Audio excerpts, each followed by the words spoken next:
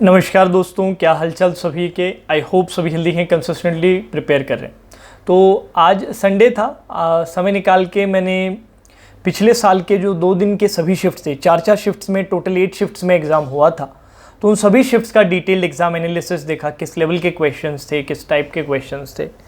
Reasoning section definitely मैं बात कर रहा हूँ क्योंकि रीजनिंग मैं पढ़ाता हूँ। तो जो एनालिसिस मैंने किया, जो कंक्लूजन्स वहाँ से ड्रॉ किए, वो आपके साथ मैं शेयर करूँगा, जिससे आप लोगों को वो एनालिसिस देखने की ज़रूरत ना पड़े और इस साल हमारे एग्ज़ाम में उनका कैसे अपने फ़ायदा ले सकते हैं वो भी मैं आपको बताऊँगा। तो सबसे पहले हम बात कर लेते हैं पजल सेटिंग अरेंजमेंट की, क्योंकि मिसलिनियस तो ऑलमोस्ट स्टैंडर्ड ही था जो रहता है। मिसलिनियस में वैसे भी बच्चों को इशू नहीं होता, कोई सरप्राइज़ भी नहीं था।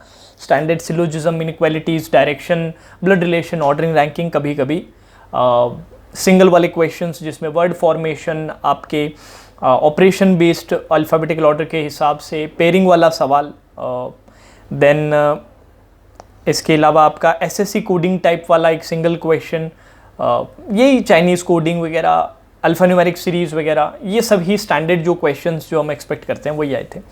मेन हमारा फोकस रहेगा puzzle setting arrangement. Puzzle setting arrangement का कैसा रहा था, तो जैसे मैंने कहा 2 दिन में आपका एग्जाम कंडक्ट करवाया गया था। जैसे इस बार आपके 5 एंड 6 अगस्त को एग्जाम होने वाला है, पिछली बार आपका 20 और 21 अगस्त को एग्जाम था।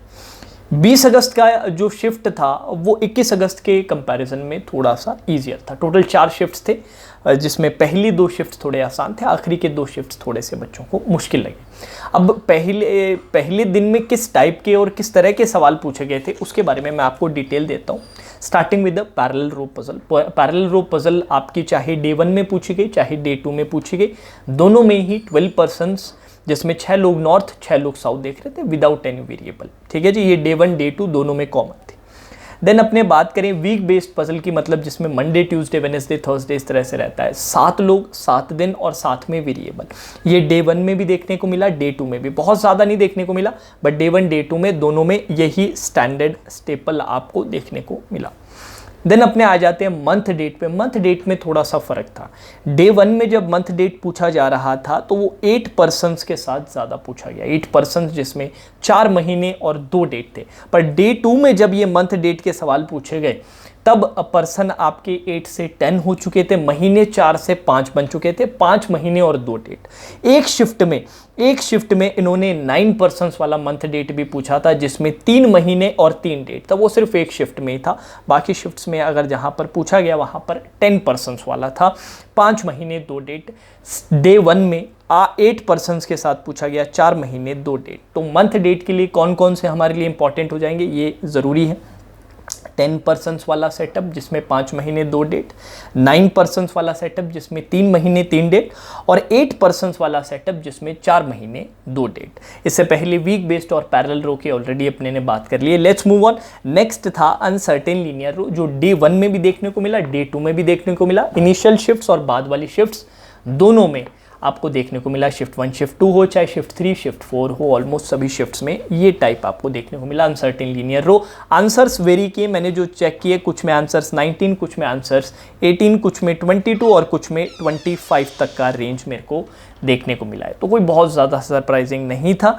देन हमसे एक प्रोडक्ट परचेज का सेटअप पूछा गया। डे 1 में जब प्रोडक्ट परचेज इन्होंने पूछा तो 10 पर्सन्स के साथ प्रोडक्ट परचेज था, मतलब 10 लोग थे, अलग अलग चीज़ें बारी बारी से एक ऑर्डर में परचेज कर रहे थे। प्रोडक्ट परचेज कौन सा होता है बॉस? बिल्कुल जैसे अपने बॉक्स की तरह वर्टिकल स्टैक करते हैं ना, उसी तरीके से प्रोडक्ट परचेज होता है कि ये बंदा पहले खरीदने गया, फिर ये खरीदने गया, फिर ये खरीदने गया।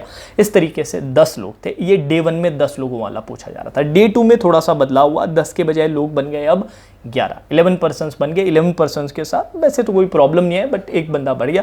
तो प्रोडक्ट परचेज में 2 वेरिएशंस हमको ज़्यादा प्रैक्टिस करनी है, वो 10 पर्सन्स और 11 पर्सन्स वाली। ठीक है जी। इसके बाद नेक्स्ट आ जाते हैं floor based puzzle. Floor based puzzle बहुत बार पूछा गया। वेरिएबल बहुत ज़्यादा जगहों पर नहीं देखने को मिलता है, कुछ ही सर्टेन टाइप्स में देखने को मिलता है जिनमें फ्लोर बार बार रिपीट होता है। ये डे 1 में भी रिपीट हुआ है, डे 2 में भी रिपीट हुआ है, और दोनों में ही सेम टाइप सेम पैटर्न है। 7 पर्सन्स विद वेरिएबल, 7 लोग हैं, 7 फ्लोर पे रह रहे हैं और साथ में उनके कोई ना कोई वेरिएबल है। तो ये आपका फ्लोर बेस्ड का सेटअप आ गया। नेक्स्ट हम आते हैं सर्कुलर में।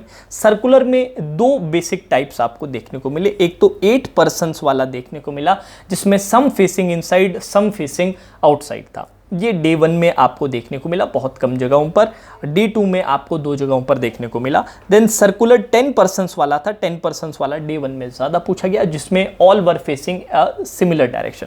अब इसमें मैं एक टाइप और ऐड करना चाहूँगा जिसमें आपके 9% होंगे और सभी के सभी सेम फेसिंग कर रहे होंगे, ये भी आपसे पूछा जा सकता है। तो सर्कुलर के लिए 3 टाइप हमारे लिए ज़रूरी हो जाते हैं। एक तो 8 लोगों के साथ some facing inside some facing outside, 10 लोगों के साथ all are facing same direction, and 9 लोगों के साथ all are facing same direction. ठीक है जी, और डे 1 डे 2 दोनों में पूछे गए हैं, तो एक इंपॉर्टेंट टाइप है। देन आता है आपका डेजिग्नेशन या फिर जिसे आप पोस्ट बेस्ड पजल कहते हैं, इसके बारे में थोड़ा सा ध्यान से सुनिएगा। 7 पर्सन्स विद वेरिएबल, मतलब 7 लोग हैं और साथ में वेरिएबल है, ये बहुत ज़्यादा नहीं पूछा गया, 1-2 शिफ्ट में पूछा गया। डे 1 की भी शायद एक शिफ्ट में था, डे 2 की भी शायद एक शिफ्ट में पूछा गया था।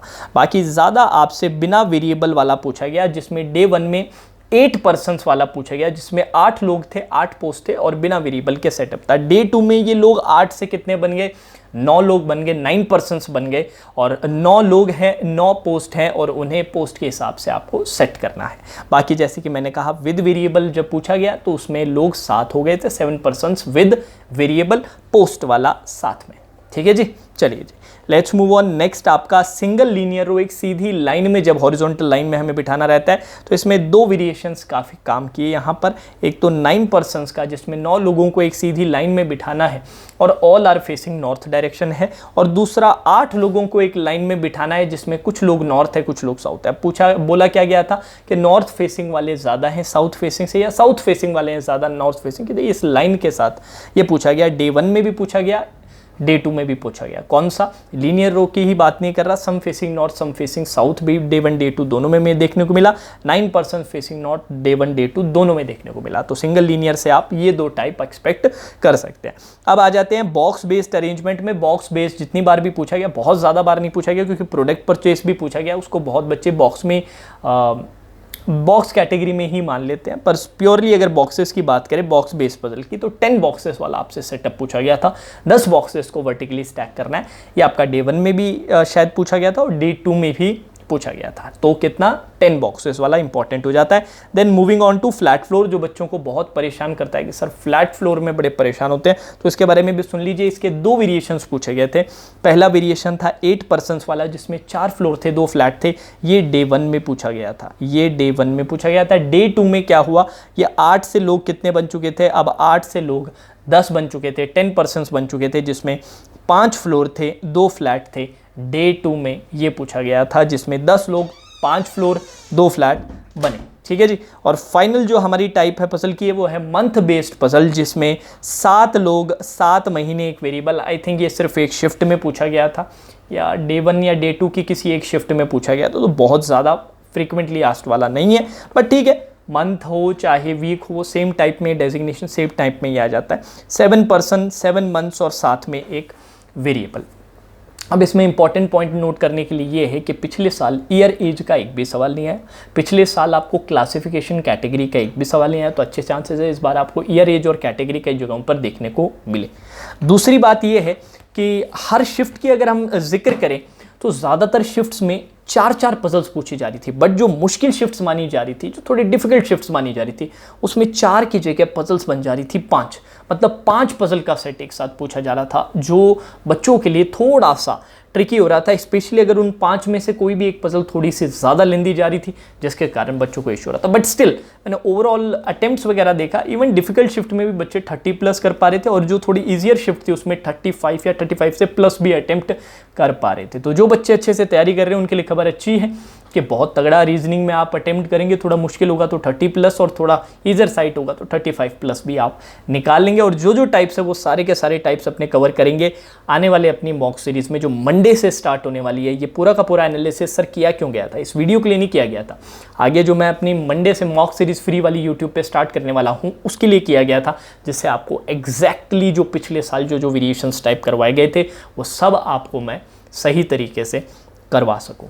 ठीक है जी, क्लियर है कि नहीं क्लियर है, ऑल ओके।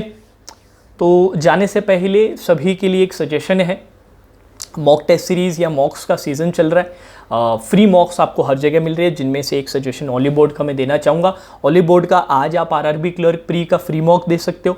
देन मंडे और ट्यूसडे को आप आईबीपीएस क्लर्क प्री का फ्री लाइव मॉक दे सकते हो। देन वेडनेसडे थर्सडे को, जो हमारे लिए सबसे इंपॉर्टेंट है, आरआरबी पीओ प्री, अभी वेडनेसडे थर्सडे को आप आरआरबी पीओ प्री का भी फ्री मॉक दे सकते हो। तो पूरे हफ्ते में आपके पास Saturday Sunday RRB clerk pre के लिए, Monday Tuesday IBPS clerk pre के लिए, वेडनेसडे थर्सडे आपके पास आरआरबी पीओ प्री के लिए रहेगा, जिसमें नए नए फ्री लाइव मॉक्स मिलेंगे। ऑल इंडिया मॉक्स है, जिसमें पूरा का पूरा आपका जो कंपटीशन आपको ऑलमोस्ट यहाँ पर देखने को मिलेगा, और उसके अंदर जो रैंकिंग आएगी आपको एक सही सटीक आइडिया देगी कि यार करंटली कंपटीशन में मैं कहाँ स्टैंड करता हूँ और क्या क्या चीज़ों पे मुझे काम करने की ज़रूरत है, क्योंकि इन डेप्थ एनालिसिस आपको वहाँ देखने को मिलता है। लिंक मैंने नीचे डिस्क्रिप्शन में दिया है। सभी बच्चों से एक छोटी सी रिक्वेस्ट है, ज़रूर जाके वो टेस्ट आप दीजिए, रेगुलर वे में दीजिए डिफरेंट टेस्ट को, जिससे कि आपको आइडिया लगे। और मॉक्स में थोड़ा कम स्कोर आ जाए तो डीमोटिवेट होने की ज़रूरत नहीं है। उस पर भी मैंने वीडियो डाला है कि क्यों पेपर के पास आके बच्चों के मॉक्स में मार्क्स थोड़े से कम हो जाते हैं। ठीक है, चलिए जी, now that's all for today session. Radhe Radhe Radhe Radhe.